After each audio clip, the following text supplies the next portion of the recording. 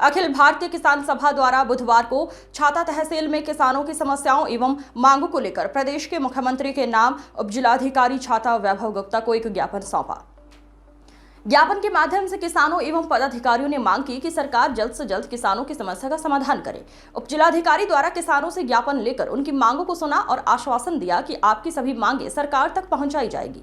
वहीं किसानों ने मांग की जल्द क्षेत्र के किसानों की बर्बादी हुई फसलों के नुकसान का सर्वे कराया, जल भराव की निकासी की जाए, खाद डीएपी पर्याप्त मात्रा में उपलब्ध हो एवं सही रेट पर मिले, व्याप्त भ्रष्टाचार पर रोक लगाई जाए, विद्युत की समस्या को दूर की जाए, गेहूं, बाजरा, मक्का, धान आदि फसलें एमएसपी रेट पर खरीदी जाए। अखिल भारतीय किसान सभा संयुक्त सचिव उत्तर प्रदेश दिगंबर सिंह ने कहा कि यहाँ की सबसे बड़ी क्षेत्रीय समस्या है जल भराव की, जिसने किसानों के जीवन को कष्ट में डाल दिया है। सभी प्रकार की फसलें बर्बाद हो गई हैं। ये सब नालों, नहर, राजवाहों की सफाई ना होने के कारण हुआ है। आपदा राहत से तत्काल किसानों को राहत मिलनी चाहिए और किसानों को फसल बीमा मिलना चाहिए। सरकारी मशीनरी किसानों के दर्द को नहीं समझ रही है, सिर्फ अखबारों में छपा है। ये आंदोलन राष्ट्रीय स्तर पर अखिल भारतीय किसान सभा द्वारा किया गया। किसानों की कर्ज माफी होनी चाहिए, एसपी की गारंटी होनी चाहिए। पहले अपना परिचय दें। मैं दिगंबर सिंह, संयुक्त सचिव उत्तर प्रदेश किसान सभा। अच्छा बताएं, यहाँ छाता तहसील में आज धरना प्रदर्शन किया गया, क्या कुछ मांगे हैं आपकी? देखिए, पहली तो जो क्षेत्रीय मांगे है और वो सबको दिन के उजाले की भांति दिखाई पड़ रहा है। इस क्षेत्र में जल भराव ने लोगों के जीवन को कष्ट में डाल दिया है और किसानों ने जो लागत 20-20 हज़ार रुपया प्रति एकड़ लागत लगा दी धान में, और उनकी आंखों के सामने वो धान जो है नष्ट हो रहा है। और ये किसकी वजह से है?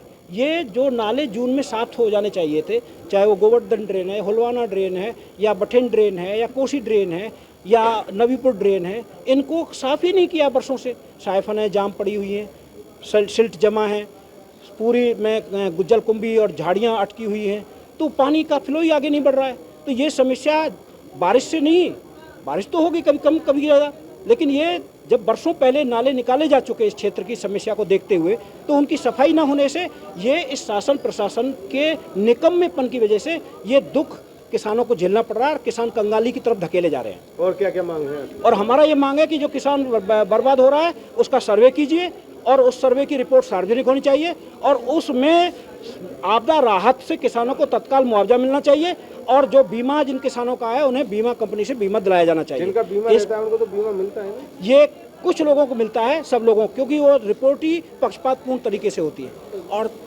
सरकारी मशीनरी जो है जो किसानों के दुख दर्द में शामिल हो रही है, किसान तक पहुंच रही है, ये सिर्फ अखबारों में छप रहा है। वास्तविक जाकर के देखिए, किसानों की दुर्दशा सबको दिखाई दे रही है आज। और दूसरा सवाल ये है कि आज पूरे राष्ट्रीय स्तर पर संयुक्त किसान मोर्चे की ओर से ये आंदोलन किया गया है और ये आंदोलन का एक चरण है। अभी एक दिन बाद 15 अगस्त से अब गांव-गांव जाकर के ये प्रचार अभियान चलेगा, 25 नवंबर तक चलेगा, और 26 नवंबर को संयुक्त किसान आंदोलन के वो ऐतिहासिक आंदोलन की 5वीं वर्षगांठ होगी और उस पर एक बड़ा आंदोलन दिल्ली के चारों ओर, दिल्ली में जहाँ भी होगा, जैसा भी होगा, वो सामने आ जाएगा, किया जाएगा। तो इसकी पूरी तैयारियां की जाएंगी 15 अगस्त से। और इसमें मांग है हमारी, किसानों की कर्जा माफ़ी होनी चाहिए, किसानों को बुढ़ापे की पेंशन मिलनी चाहिए, एमएसपी की कानूनी गारंटी होनी चाहिए, और साथ ही साथ जो आप अमेरिका से दूध और कृषि के क्षेत्र में वार्ताएं चला रहे हो मुक्त व्यापार समझौता करने की, वो रद्द होना चाहिए। वो वार्ता अमेरिका दादागिरी दिखा रहा है, तो उसका करारा जवाब दिया जाना चाहिए उसको। इसी तरह से जो विपणन नीति लेके आए हैं, मार्केटिंग पॉलिसी जिसमें मंडियों को प्राइवेट करने जा रहे हैं, ये पूरी तरह से खेती को तबाही करने का रास्ता होगा और ये पॉलिसी बदली जानी चाहिए। हम इसके खिलाफ लड़ेंगे।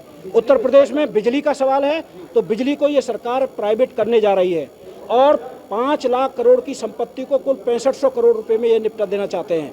अपने पूंजीपति मित्रों को ये जनता की गाढ़ी कमाई को औने पौने दाम पर बेच रहे हैं और अगले महीने तक ये बिजली के रेट 3 रुपया यूनिट को 8 से लेकर के 13 रुपया यूनिट तक करने जा रहे हैं। ये कौन सा जनता की भलाई का काम है? जनता की खाल उधेड़ने का काम है, ये अंधेरे में धकेलने का काम है। तो स्मार्ट मीटर लगा करके जो जनता के हक को छीने, जो नौकरियां छीने, जो लोगों को मिल रहा है उसको भी ना दे, जो जनता आज कष्ट में है उसका मदद करने के बजाय पूंजीपतियों के कर्जे माफ करे, वो उससे कोई खुश कैसे हो सकता है? भ्रष्टाचार को लेकर के क्या कहना है? भ्रष्टाचार कोई काम आप बता दीजिए, आप लोग तो पत्रकार हैं, आप बता दीजिए कोई काम बिना पैसे के होता हो तो। पहले 10 रुपये में होता था, आज 100 रुपये में होता है। किसान अपनी पीड़ा कहाँ लेकर के जाए? देखिए जो सिस्टम बना हुआ है, अधिकारी एसडीएम से लेकर के डीएम और जो भी अधिकारी उनके पास जाएंगे, और दूसरा रास्ता ये है कि सड़क पर उतर के अपनी बात कहेंगे जो हम क्या कर रहे हैं। लगता है आपकी सुनवाई हो पाएगी? ये देखिए, ये तो बहुत सारे लोग पहले भी कहते थे जब आज़ादी का आंदोलन था कि ये आज़ादी कैसे मिल जाएगी, कितने लोग इनकी बात कैसे कोई अंग्रेज सुन लेंगे, वो तो तानाशाह है, सूरज नहीं डूबता उनके ज़माने में, लेकिन उनको भी जाना पड़ा। तो ये जनता जो सड़कों पे उतर रही है, इसी मोदी को 5 साल पहले इसी संयुक्त किसान मोर्चे ने मजबूर किया था 3 कृषि कानूनों को वापस लेने। हालांकि वो फिर से ला रहे हैं घुमा फिरा के उन्हीं कानूनों को, तो लड़ाई फिर निश्चित रूप से। कैसे लगता है? देखिए जो लोग भी आवाज़ उठाते हैं उन लोगों को उठा करके जेल में बंद कर दिया था, तरह तरह के झूठे केस इल्ज़ाम। और आज देखिए कि विरोधी पार्टियों के ऊपर 1900 कुछ ईडी के मुकदमे दायर हुए, और जिनमें से केवल 3 ही ऐसे थे जो जाकर के कोर्ट में फाइनल हुए, और 8 में ट्रायल चला, बाकी सब डिसमिस हो गए।